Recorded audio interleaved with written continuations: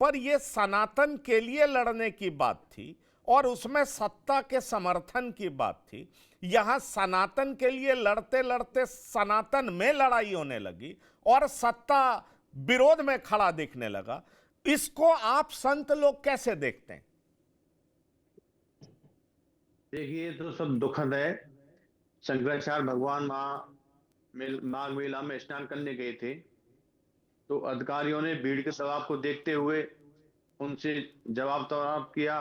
उनको रोका गया तो वो भड़क गए, और यदि अधिकारी प्रेम पूर्वक उनसे प्रार्थना करते तो शंकराचार्य मान जाते।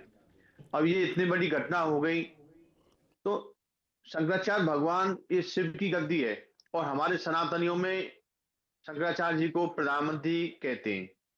तो ऐसा नहीं होना चाहिए था।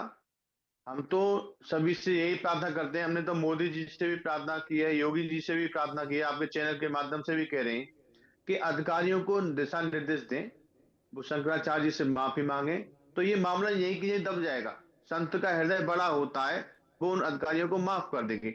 लेकिन नोटिस देने से, बार बार उनको से सवाल जवाब करने से ये मामला तूल पकड़ता जा रहा है। और डिप्टी सीएम साहब ने भी शंकराचार्य जी को प्रणाम करके संबोधन किया है कि आप गंगा स्नान कर लीजिए। तो ये बंटवारा हो रहा है, संतों में भी बंटवारा हो रहा है।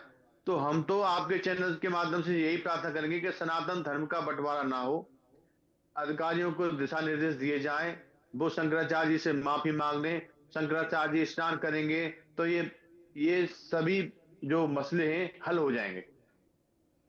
सभी मसले हल हो जाएंगे, लेकिन अधिकारी माफी मांगेंगे? ये एक बड़ा सवाल है ना भाई। एक नोटिस के बाद दूसरा नोटिस। महेंद्र सिंह जी, ये माफी मांगने की बात कर रहे हैं, वहां तो सवाल उठ रहा आप शंकराचार्य हैं कि नहीं है।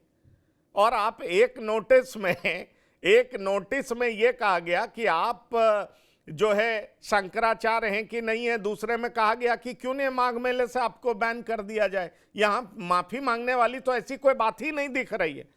हाँ, उप मुखिया जरूर कह रहे हैं कि उस अफसर के खिलाफ कार्रवाई होगी, यह उप मुखिया का कहना है।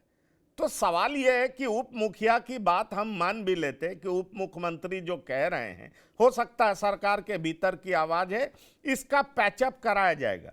लेकिन हम जब पिछली कुछ घटना देखते हैं, एक मुखिया कहते हैं सतुआ बाबा के पास आए बगैर कल्याण नहीं होगा, दूसरे उप मुखिया कहते हैं कि कहां तुम रोटी बना रहे हो, जाके भीड़ हटाओ, ट्रैफिक ठीक करो। तो ये कोई पहली घटना नहीं है, इससे पहले की भी कई घटना है।